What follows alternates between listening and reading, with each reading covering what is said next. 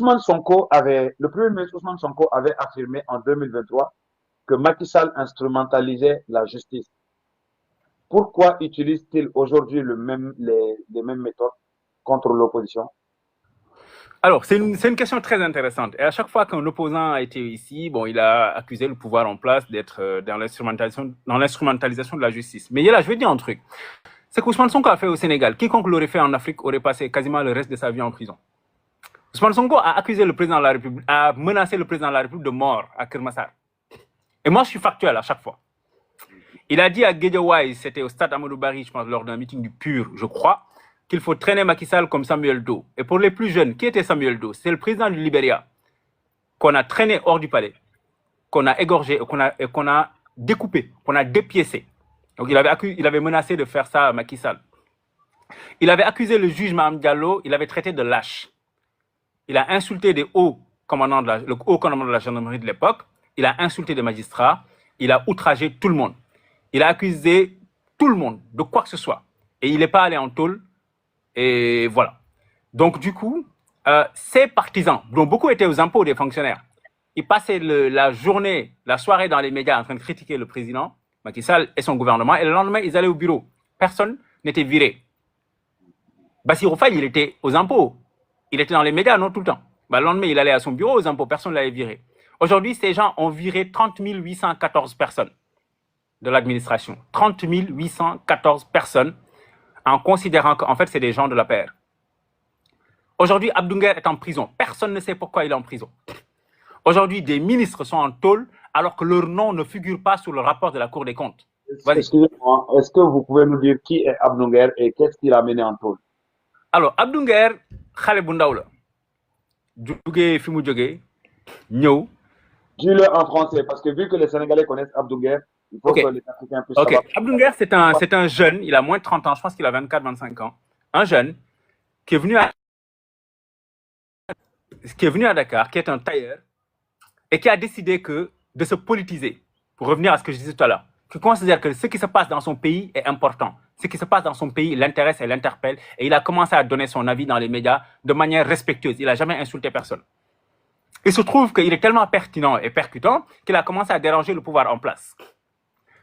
Le Premier ministre est allé à l'Assemblée nationale et, sans le mentionner, mais dans une allusion que tout le monde a compris, il a menacé Abdounger de l'effacer. Et quelques jours plus tard, ce garçon est arrêté et il est en prison pour un délit, moi, que je ne comprends pas, et qui était, même si ce délit existait, il devait passer en flagrant délit, en jugement flagrant délit, comme les autres, parce que c'est un délit apparemment de diffusion de fausses nouvelles, et on l'a amené en instruction. C'est-à-dire qu'il reste en tôle et il est à la disposition du juge. Bon, il voit ce qu'il va en faire. C'est une voie qu'on a voulu affaisser. C'est un garçon qu'on a voulu faire taire.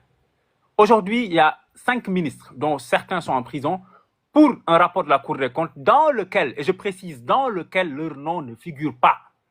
Leur nom, car tu es arrêté aujourd'hui pour un rapport, mais dans lequel ton nom ne figure pas et en violation de tous les textes de l'administration sénégalaise. Donc aujourd'hui, il y a des journalistes qui sont convoqués, il y a des activistes qui sont arrêtés, l'opposition est menacée, des militants de l'opposition sont menacés, des journalistes sont menacés, et le Premier ministre a dit, je le cite au Grand Théâtre, que certains pays qui se sont développés, comme les pays asiatiques, ont éteint les libertés. C'est une menace vers ce que j'appelais tout à l'heure, la démocrature, voire la dictature tout court. Monsieur Amidou, ouais. Avez-vous peur? Pas du tout, non. Pour le Dogata. Moi, je viens de Pékin, man. Non. On continue désormais en français. Yes. Maintenant, j'aimerais savoir une chose. Pourquoi avoir limité l'opposition à seulement 2 questions sur 10 lors de la séance du 21 février 2025? Est-ce que c'est la vision de la démocratie du parti au pouvoir? Non, c'est les textes de l'Assemblée nationale qui sont comme ça. Parce que l'Assemblée nationale est conçue vraiment... En fait, notre système est conçu vraiment pour une majorité écrasante. Donc, l'Assemblée nationale peut poser des questions lors des séances des questions au gouvernement. Enfin, les députés peuvent poser des questions, mais en fait, c'est organisé en minutes. La majorité, en fait, au prorata des députés dont elle dispose, a plus de minutes que l'opposition parlementaire composée de groupes parlementaires de l'opposition et des députés non inscrits. Donc ça, c'est le fonctionnement de l'Assemblée nationale, mais c'est une question importante que tu poses parce que c'est des choses qu'il faudra réformer pour apporter davantage de pluralité dans l'hémicycle où quand même se décident et se votent les lois qui doivent régir les citoyens sénégalais. D'accord. Sonko justifie le contrôle de la justice par l'exécutif au nom de l'architecture institutionnelle. N'est-ce pas la négation même de la séparation des pouvoirs qu'il défendait en 2023? Ouais, c'est important la séparation des pouvoirs, parce que ça, c'est Montesquieu qui l'a théorisé. Donc, la séparation des pouvoirs est essentielle dans une république et dans une démocratie, parce qu'il y a le pouvoir exécutif qui gouverne, le pouvoir législatif, donc l'Assemblée nationale, et le pouvoir judiciaire. Donc, le pouvoir exécutif définit la politique de la nation et l'exécute. Ça, c'est la Constitution qui dit le président de la République définit la politique de la nation, le gouvernement exécute la politique de la nation et le gouvernement a à sa tête un Premier ministre. L'Assemblée nationale a 3 fonctions selon la Constitution. Voter les lois, ça c'est important. Voter les lois. Ensuite, contrôler l'action de l'exécutif. Puis, évaluer les politiques publiques. Ensuite, tu as le pouvoir judiciaire, donc qui rend la justice.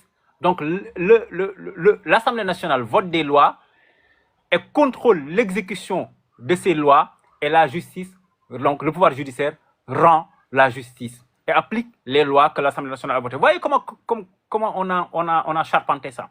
Je vais donner un exemple pour montrer vraiment la séparation étanche qui existe et que c'est dommage qu'on viole la séparation des pouvoirs.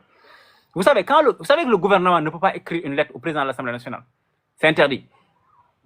Quand le gouvernement, un ministre quel qu'il soit, doit écrire à l'Assemblée nationale, il écrit au ministère chargé des relations avec les institutions. C'est toujours ça. Tu vas tenir ce poste et certains ne comprennent pas vraiment ce qu'il signifie. Donc, tu as le ministre du Travail ou le ministre de l'Artisanat ou ce que tu veux, mais on lui rajoute chargé des relations avec les institutions. Donc, le gouvernement écrit à ce ministère-là. D'accord? Et ce ministère-là transmet la lettre à l'Assemblée nationale. Quand l'Assemblée doit répondre au gouvernement, l'Assemblée écrit une lettre au ministère chargé des relations avec les institutions. Ensuite, le ministère transmet la dite lettre au gouvernement. Tout ça est fait pour que vraiment qu'il n'y ait pas d'immixtion, d'empiètement de l'un sur l'autre. Donc la séparation du pouvoir, elle est essentielle. Et je vois beaucoup le gouvernement, notamment le Premier ministre, parler de questions judiciaires, de gens à mettre en tôle, etc. C'est pas bien et c'est une violation de la séparation des pouvoirs qui est sacrée dans une république et dans un état de droit.